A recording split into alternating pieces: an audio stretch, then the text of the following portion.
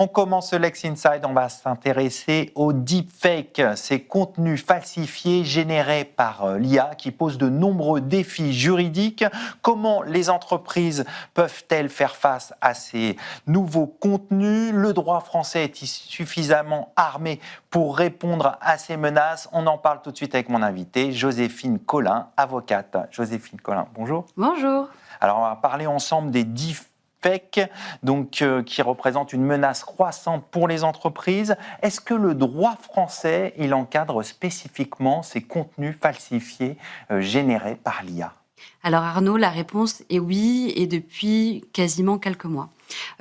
Aujourd'hui, les deepfakes, ces contenus extrêmement réalistes qui reproduisent les paroles et l'image d'une personne, y compris des lieux et des objets, font l'objet d'une incrimination incorporée dans le droit pénal depuis la loi pour la sécurité de l'espace numérique, dite SREN.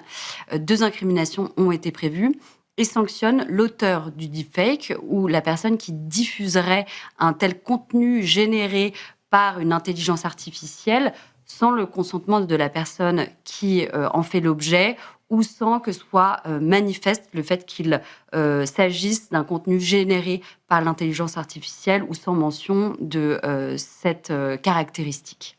Donc on voit qu'il y a un cadre juridique. On va s'intéresser maintenant aux risques pour les entreprises. Quels sont les risques concrets pour les entreprises face à ces nouvelles menaces? Alors, le deepfake, il peut représenter un risque à plusieurs niveaux. L'entreprise peut être l'objet même du deepfake, c'est-à-dire que une personne malveillante, emprunterait les caractéristiques de cette entreprise, ou d'un de ses salariés en particulier, ou des éléments distinctifs, pour piéger quelqu'un, pour escroquer quelqu'un et obtenir de cette personne des fonds, des informations confidentielles, éventuellement protégées par le secret des affaires, ou même des données personnelles. L'entreprise peut elle-même être victime d'un deepfake, auteur malveillant, et remettrait de tels fonds, des informations, des données, tout ce qui pourrait avoir de la valeur. Au-delà de ça, le deepfake peut être utilisé pour propager des fausses informations sur les entreprises. Et là, on imagine très bien le type de risque. C'est d'abord un risque juridique, réputationnel et financier. Juridique d'abord parce qu'il faut gérer une procédure dans laquelle l'entreprise serait victime, donc partie civile, mais aussi on peut imaginer des hypothèses dans lesquelles l'entreprise elle-même engagerait sa responsabilité pour un défaut de sécurité, pour une violation de ses engagements de sécurité à l'égard de ses salariés. Et donc, l'entreprise doit faire face aussi à des coûts financiers générés par de telles procédures. Réputationnel, je n'ai pas vraiment besoin d'expliquer, parce que si on diffuse des fausses informations ou si on perpétue des escroqueries au nom d'une société, la confiance... Ça nuit à l'entreprise. Tout à fait, évidemment. Et financier, évidemment, parce qu'il faut gérer ces procédures, il faut gérer potentiellement une mise à niveau de la sécurité et de la cybersécurité de l'entreprise. On peut aussi imaginer que les assurances vont devenir de plus en plus chères et il faudra aussi former les salariés. Et tout ça va générer des coûts. Donc on voit que les risques sont nombreux, les coûts peuvent être importants. Face à cette technologie qui évolue rapidement, est-ce que le cadre juridique que vous avez décrit est adapté face à cette technologie qui évolue de façon rapide ? Adapter, c'est difficile à dire. Alors, on a quand même le droit commun qui est utile. On a les infractions d'escroquerie. On a la protection des données personnelles, qui est quand même maintenant aujourd'hui bien ancrée. On a d'autres dispositifs, la diffamation. Néanmoins, l'intelligence artificielle se développe extrêmement vite et c'est vraiment une course de vitesse. Sauf que la technologie va plus vite que le législateur et aujourd'hui, on voit que même les dispositifs récents sont vieillissants. Le règlement pour la protection des données personnelles n'a jamais été conçu avec l'intelligence artificielle en tête. Et aujourd'hui, on s'aperçoit qu'il y a un décalage temporel qui est énorme. C'est de 2 à 4 ans entre l'apparition d'un risque et une disposition adaptée.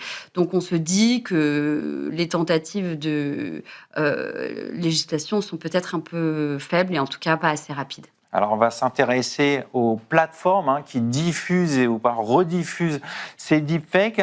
Concrètement, est-ce qu'on peut engager la responsabilité des hébergeurs ou d'une plateforme qui diffuse ou rediffuse des deepfakes ? Alors aujourd'hui, on a le droit commun qui est utile. La loi pour la confiance en l'économie numérique prévoit le principe de notice and take down. C'est une responsabilité conditionnée de l'hébergeur. L'hébergeur, c'est celui qui met à disposition une plateforme sur laquelle un contenu va être diffusé, mais il n'en est pas l'auteur ni l'éditeur. Et cet hébergeur engage sa responsabilité si on a porté à sa connaissance l'existence d'un contenu manifestement illicite, c'est la condition posée par le texte, et si il ne l'a pas retiré promptement. C'est la deuxième condition pour engager sa responsabilité. Néanmoins, comme ce texte n'est pas adapté spécifiquement à l'intelligence artificielle, on sait que les deepfakes, par définition, sont extrêmement réalistes. Alors, est-ce que le caractère manifestement illicite va pouvoir être retenu exactement, promptement, retirer promptement un contenu. On sait que les fausses informations sont diffusées 3 fois plus vite que les vraies. Est-ce que la réaction sera suffisamment rapide pour être efficace, pour être utile ? Alors, aujourd'hui, le régime est peut-être un peu léger.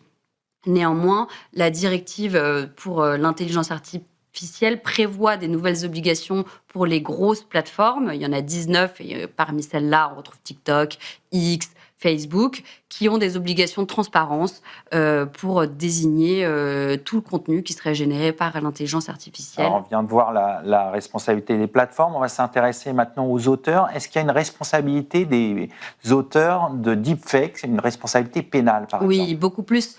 Aujourd'hui, l'hébergeur, il a une responsabilité conditionnée, mais sa responsabilité ne sera jamais substituée à celle de l'auteur qui engage sa responsabilité pénale. Celui qui diffuse sans consentement de la personne un deepfake encourt 1 an d'emprisonnement et 15 000 € d'amende. Ces peines sont doublées lorsque le deepfake a un caractère sexuel ou que le deepfake est diffusé à l'aide d'un service de communication en ligne, autrement dit sur un site internet ou sur les réseaux sociaux. À côté de ça, l'auteur du deepfake engage également sa responsabilité sur le fondement du droit commun. On a l'escroquerie, la diffamation, l'usurpation d'identité. On peut même imaginer faux et usage de faux. Il y a quand même tout un dispositif pour punir les auteurs de deepfake. Donc on voit qu'il y a des sanctions qui sont importantes, un arsenal juridique. Au-delà de la répression, il faut s'intéresser aussi peut-être à la formation des directions juridiques, des entreprises, pour justement pouvoir repérer ces deepfakes. Concrètement, qu'est-ce qu'on peut faire pour former ces directions juridiques ? Alors, aujourd'hui, on voit qu'il y a une formation des salariés sur toutes les nouvelles pratiques technologiques qui nuisent aux entreprises, notamment le phishing. Aujourd'hui, on voit que dans les entreprises, de nombreux dispositifs ont été mis en place pour permettre aux salariés de détecter de manière théorique du phishing, mais aussi il y a des mises en pratique, des tests. On peut tout à fait imaginer la même chose pour les deepfakes. Et de manière générale, il paraît évident que les directions juridiques doivent intégrer la notion de deepfake pour pouvoir réagir rapidement et être agile vu la rapidité à laquelle se diffuse ce type de contenu. On va conclure là-dessus. Merci Joséphine Collin. Merci beaucoup. Tout de suite, l'émission continue. On va parler de l'ordonnance relative au crédit à la consommation.